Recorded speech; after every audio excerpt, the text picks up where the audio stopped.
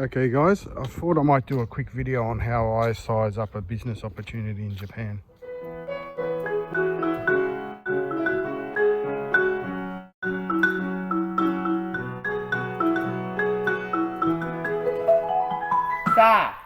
Let's go. So I've been running quite a few videos on my Patreon regarding certain businesses, and I'll put this one out on the channel, and people who are looking to start up a business, highly recommend you go to my Patreon, and there's hours of great advice. So what you'll find all over Japan, and also on these websites that sell property, people who followed me know that this is not how you should buy property, but anyway, people do see these as they're browsing on the internet. Old shops for sale, restaurants and whatever. So this is one shop that has shut down in my area, and I'd just like to talk about it. So this has been a supermarket that's been in the community for 80 something years, and the third generation just shut it down 3 weeks ago, and they've gone into retirement, and there's nobody who wanted to take it on or buy the building. And what usually happens is what you see now, just an empty building.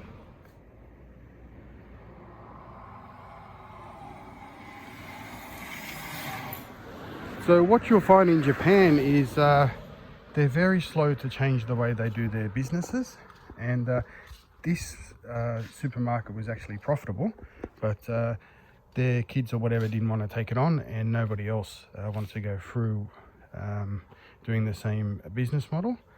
But what you find is they're very slow to move with changing consumer tastes and the way the market is. So this is the way I would approach something like this. So of course, you should not be looking at any properties, houses or otherwise, unless you know the area well and you've been in the community at least a few months. This is my recommendation, and this is also on my IKEA buying series. But let's say you wanted to move to this area, and you're looking to start a business, and this happened to be for sale. So I would look around what's in the area, and what other people are offering, and what the consumer trends are. And I've been in this area for 5 years now, and I sort of knew the trends sort of straight away, and that's why my cafe's on the up and up. But I have a look around, and this is what I see.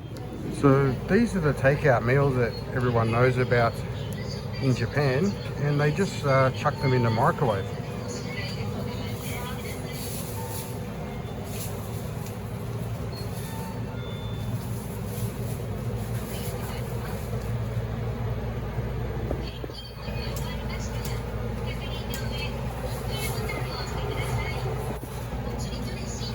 And they're super popular.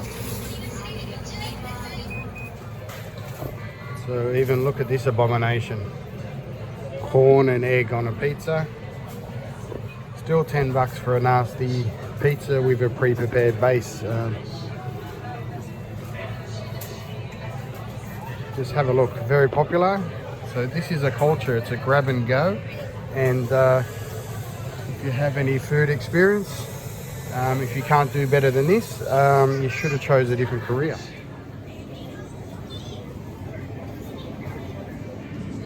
So even here at the supermarkets, this is the way it is. Grab and go.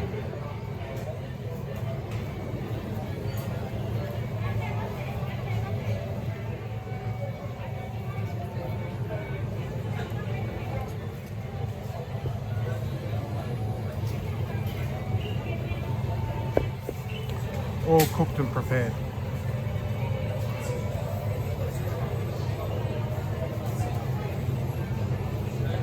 So yeah, look at these prices. 4 bucks for a little small thing.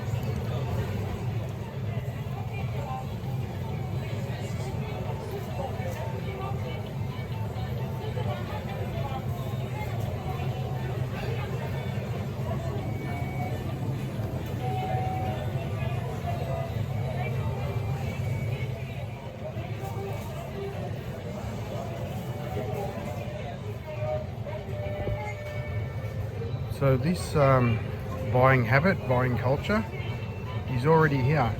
It's something that can be tapped into. And as a foreigner, if you have the experience and the skills, you'll be offering something that is totally different and hopefully much better. Salads and cold dishes in Japan, they're very, very poor compared to salads that you get in the West. That is also another thing you can tap into. Everything's quite bland and basic.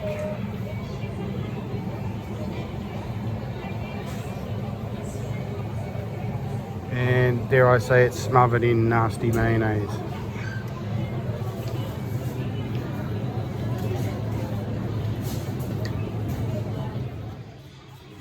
So just a quick shout out to Stephen for your contribution on Buy Me a Coffee. The cats are going to get a mega 80-pack straws. Thanks a lot, man. You're a legend.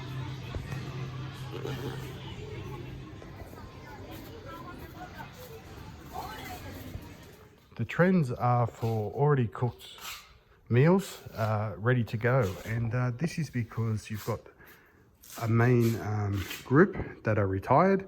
They don't like to cook, they're getting elderly. This is a growing segment of the population. This is on the way up. And also busy families. There's more women in the workforce that don't have time to cook, and this is also on the up. So this is a custom that they have here, and this is what I think you should tap into. So if I was to do a similar business like this as a supermarket, I would concentrate more on this trend. And this is what I noticed that this shop never did. They just sold raw veggies, raw meats, milk, butter, stuff like that. And so it was just, they ordered in and put their mark up and then sold. So it was a basic business model.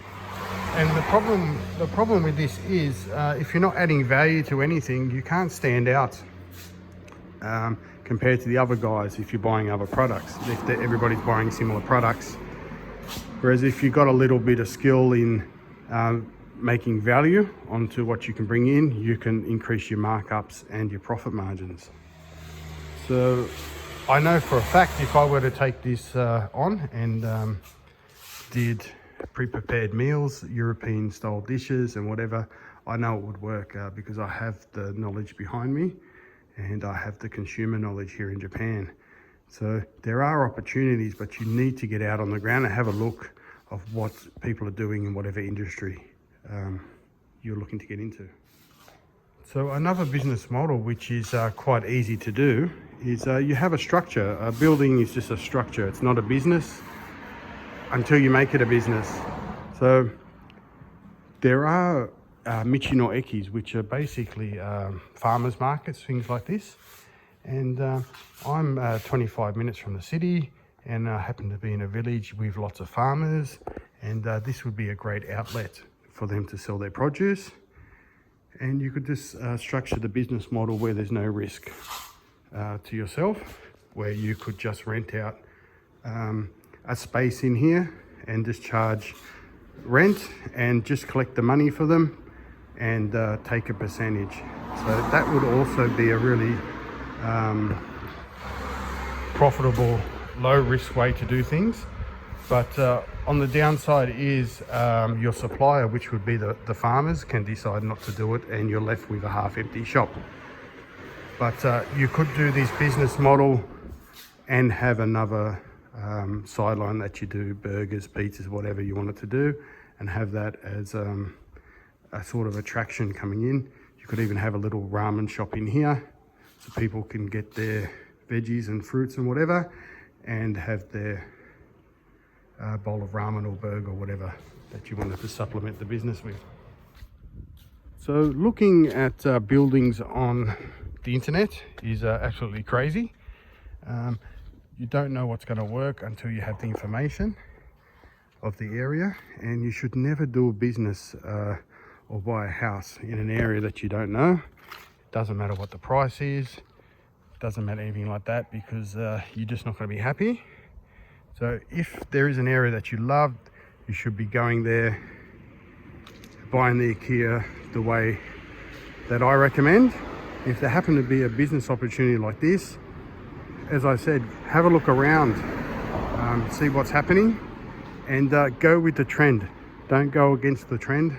Don't try and introduce something that people don't know, and it's going to take you a long time to get out and change people's habits, because usually by that time your business will fall over.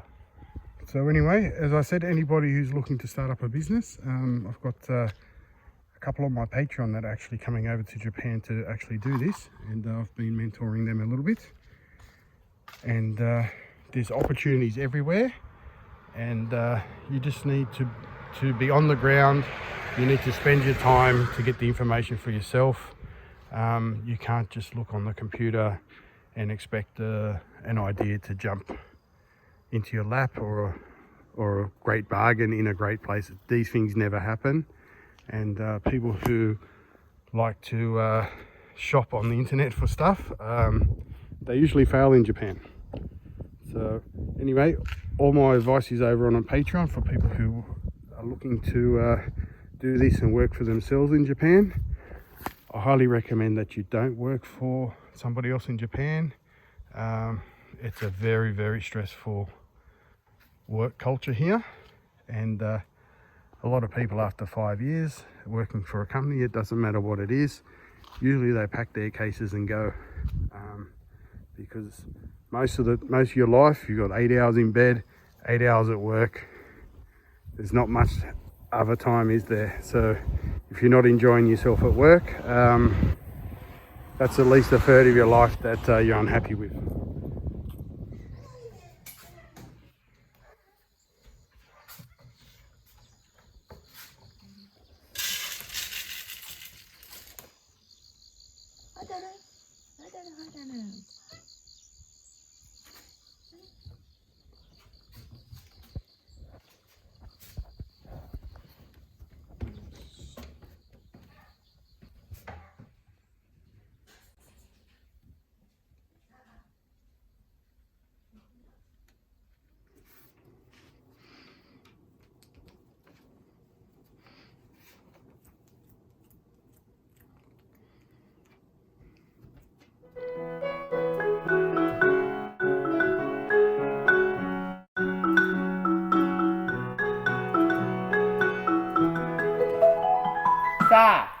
Let's go back home.